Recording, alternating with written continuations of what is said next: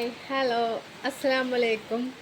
മറ്റൊരു വീഡിയോയിലേക്ക് സ്വാഗതം. അപ്പോൾ ആദ്യമായിട്ട് കാണുന്ന കൂട്ടുകാരാണെങ്കിൽ ലൈക്ക് അടിക്കാനും കമൻറ്റ് ചെയ്യാനും ഷെയർ ചെയ്യാനും മറക്കരുത്. എൻ്റെ പുതിയ ടോപ്പാണ് കേട്ടോ. വെറും 350 രൂപക്ക് എടുത്ത പുതിയ ടോപ്പാണ്. എങ്ങനെയുണ്ട് കാണാൻ? സൂപ്പറല്ലേ ടോപ്പ്? നല്ല ഇടാൻ റയോൺ മെറ്റീരിയലാണ്. ഇടാൻ നല്ല സോഫ്റ്റ് ഉണ്ട്. ഞാൻ ഇങ്ങനത്തെ കളറൊന്നും എടുക്കാറില്ല, എനിക്ക് മാച്ച് ഉണ്ടാവില്ല എന്ന് വിചാരിച്ചിട്ട്. പക്ഷെ മാങ്ങ പഴുത്താൽ അങ്ങനെ ഓറഞ്ചെന്നൊന്നും പറയാൻ പറ്റില്ല, മഞ്ഞാന്നും പറയാൻ. മാങ്ങ പഴുത്താൽ ഉണ്ടാവില്ല അങ്ങനെ. പക്ഷെ എനിക്ക് കണ്ടിട്ട് തോന്നുന്നു, ഞാൻ ആദ്യമായിട്ടാണ് ഇങ്ങനത്തെ ഒരു കളർ ഇടുന്നത്. കണ്ടിട്ട് തോന്നുന്നു കുഴപ്പം ഇല്ല എന്ന് തോന്നുന്നു. ഓക്കെ അല്ലേ? അപ്പം ഇങ്ങനെ ചുരിദാർ സൂപ്പറല്ലേ? ഇട്ടിട്ട് അങ്ങനെയുണ്ട്. അപ്പോൾ ഇന്നത്തെ വിഷയം, കല്യാണം കഴിഞ്ഞു, ഡൈവോഴ്സായി, അടുത്തത് കെട്ടി, ഫസ്റ്റ് ഭാര്യനോട് പിന്നെയും ഒരു പ്രണയം. അതാണ് ഇന്നത്തെ വിഷയം.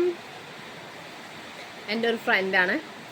എനിക്ക് ആളെ പേഴ്സണലി അറിയാമെന്ന് ചോദിച്ചാൽ പേഴ്സണലി അറിയാം. കുറച്ച് കാലമായിട്ടുള്ള ഫ്രണ്ടാണ്. യൂട്യൂബിൽ കൂടെ അറിയാവുന്ന വ്യക്തിയാണ്. ഞങ്ങൾ നല്ല കമ്പനിയുള്ള താത്തയാണ്. അപ്പോൾ നല്ല സ്നേഹമുള്ള ജീവിതം. 2 മക്കളുണ്ട്, 2 ആൺകുട്ടികൾ, ഒരു പെൺകുട്ടി. അപ്പോൾ ആളെ ഭർത്താവിൻ്റെ കല്യാണം ആദ്യം കഴിഞ്ഞിട്ടുണ്ടായിരുന്നാണ്. അത് ഡൈവോഴ്സ് ആയിട്ടാണ് ഇയാളെ കല്യാണം കഴിക്കണം. എനിക്കറിയാവുന്ന താത്താനെ കല്യാണം കഴിക്കണത്. പേര് ഇതൊന്നും പറയണ്ട, കഥ. അങ്ങനെ കല്യാണം കഴിച്ചു. നല്ല സന്തോഷമായിട്ടുള്ള ജീവിതം. അപ്പോൾ ഫസ്റ്റിൽ കല്യാണം കഴിച്ചെല്ലാം മക്കളൊക്കെ വലിയ മക്കളായി. മക്കളൊക്കെ കല്യാണം കഴിപ്പിച്ചു കൊടുത്തു. അടിപൊളി സെറ്റപ്പിലൊക്കെ കല്യാണം കഴിച്ചു കൊടുത്തു. ആൾ അത്യാവശ്യം ഉള്ളതായിരുന്നു. ഇടയ്ക്കിടയ്ക്ക് താത്ത പറയണ കേൾക്കാം, ഇടയ്ക്കിടയ്ക്ക് ഇവർ കറങ്ങാൻ പോലും അങ്ങനെയൊക്കെ ആയിരുന്നു. നല്ല അടിപൊളി ജീവിതമായിരുന്നു. കണ്ടാൽ നമ്മൾക്ക് കൊതി തോന്നും. എങ്ങനത്തെ ഒരു ജീവിതമായിരുന്നു. ആ ഇടയ്ക്കാണ് ഫസ്റ്റിൽ കല്യാണം കഴിച്ച ഭാര്യ ഒന്ന് വിളിച്ചു. ഇക്കോ എന്ന് പറഞ്ഞ് വിളിച്ചു. പിന്നെ ഇക്കോ അങ്ങോട്ട് പോയി. പിന്നെ എനിക്കത് പറഞ്ഞു കേട്ടപ്പോൾ ഒരു ഫീലിംഗ് തോന്നി. എന്താണെന്ന് അറിയാം, ഈ 2ാം ഭാര്യൻ്റെ തന്നെ ആളും രാത്രി ഉണ്ടല്ലോ പോയിട്ട് ആ ഫസ്റ്റിൽ കല്യാണം കഴിച്ചിലത്തെ ഭാര്യ ഒഴിവാക്കിയതാണ്. ആ മക്കളവർക്ക് ഇപ്പോഴും സപ്പോർട്ട് ചെയ്യണം. അവരാ ഉപ്പാണ്, അതൊക്കെ. മറ്റേ അവർ സപ്പോർട്ട് ചെയ്യണം, ആലോചിക്കണം. ഇവിടെ അതേമാതിരിയുള്ള അവരുമ്മ എന്ന് പറയാതെ ചെയ്യാം. അതിൻ്റെ ഒരു വേദന ആലോചിക്കണം. അത് ഒഴിവാക്കിയിട്ടാണ് ഇവരെ കല്യാണം കഴിച്ചത്. രാത്രി പോയിട്ട് അവിടുന്ന് പുലർച്ചെ ആൾക്കാർ നോക്കുമ്പോൾ ഇവിടെ ഉണ്ടല്ലോ. രാത്രി പോവും ഫസ്റ്റ് ഭാര്യൻ്റെ അടുത്തേക്ക്, ഒഴിവാക്കിയ ഭാര്യയുടെ അടുത്തേക്ക്. എന്നിട്ട് പുലർച്ചെ ഇങ്ങോട്ട് വരും. ഒന്ന് ആലോചിച്ച് നോക്കിക്കുക ഒരു ഗതികേട്. ഏതൊരു പെണ്ണത് സഹിക്കുക. എനിക്കതിൽ വലിയ കൗതുകമൊന്നും തോന്നാനിട്ട് എന്താണെന്ന് വെച്ചാൽ, എൻ്റെ വാപ്പ അതായത് കൊണ്ട്. പക്ഷെ എൻ്റെ വാപ്പ അങ്ങനത്തെ ഇതല്ല ചെയ്തത്. എനിക്ക് തോന്നുന്നത്, ഞങ്ങൾ 3 മക്കളാണ്. നന്നായി കുടിക്കും എൻ്റെ വാപ്പ.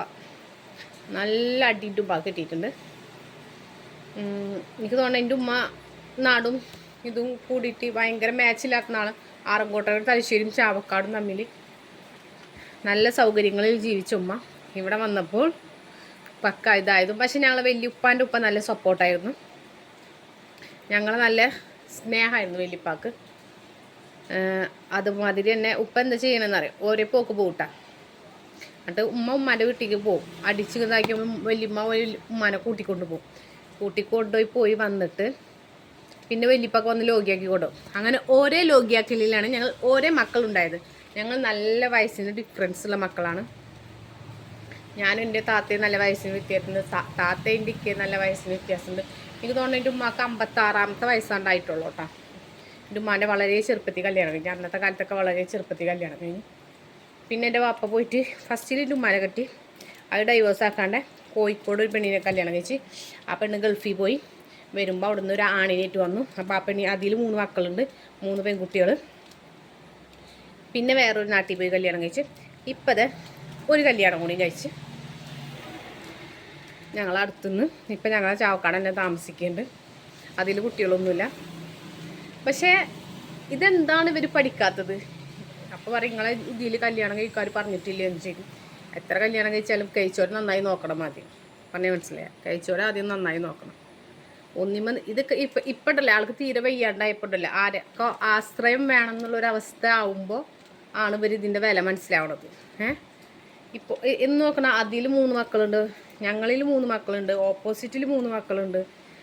ഇതൊന്നും അറിയത്തില്ല. ഇതൊക്കെ ഞാനൊക്കെ കുറേ അനുഭവിച്ചിട്ടുണ്ട്. കാരണം വാപ്പാൻ്റെ സ്നേഹം എന്താണെന്ന് അറിയാത്തത് കൊണ്ടും തീരെ അറിഞ്ഞിട്ടില്ല കേട്ടോ. എനിക്കൊക്കെ വാപ്പാൻ്റെ നല്ല അടി കിട്ടിയിട്ടുണ്ട്. ഒരാവശ്യമില്ലാണ് എൻ്റെ ഉമ്മാനെ അടിച്ചിട്ടുണ്ട്, അതേപോലെ ഞങ്ങളെ മക്കളെ അടിച്ചിട്ടുണ്ട്. പക്ഷെ അത് പറയുമ്പോൾ നമുക്ക് സഹിക്കില്ല. അത്രയും കഷ്ടപ്പെട്ട ഒരാളാണ് എൻ്റെ ഉമ്മ.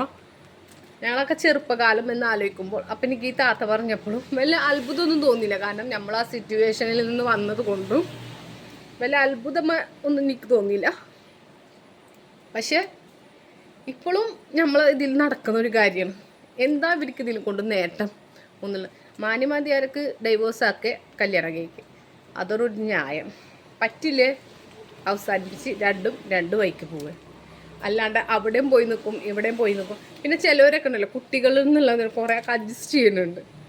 പക്ഷെ അപ്പോൾ ഒരു പരിമിതി ഉണ്ട്. ഏതൊരു കാര്യത്തിനും അഡ്ജസ്റ്റ് ചെയ്യുമ്പോൾ നമുക്കൊരു പരിമിതി ഉണ്ട്. അത്രേ ഉള്ളൂ. കൂടുതൽ പറഞ്ഞു ഞാൻ കരഞ്ഞു പോവും. അപ്പോൾ ഇത്രയേ പറഞ്ഞുകൊണ്ട് ഇന്നത്തെ വീഡിയോ അവസാനിക്കുന്നു. അപ്പോൾ ഇഷ്ടമായ ലൈക്ക് അടിക്കുക, കമൻറ്റ് അടിക്കുക, ഷെയർ ചെയ്യുക. മറ്റൊരു വീഡിയോ ആയിട്ട് കാണുന്നവരെ ഓക്കെ ബൈ.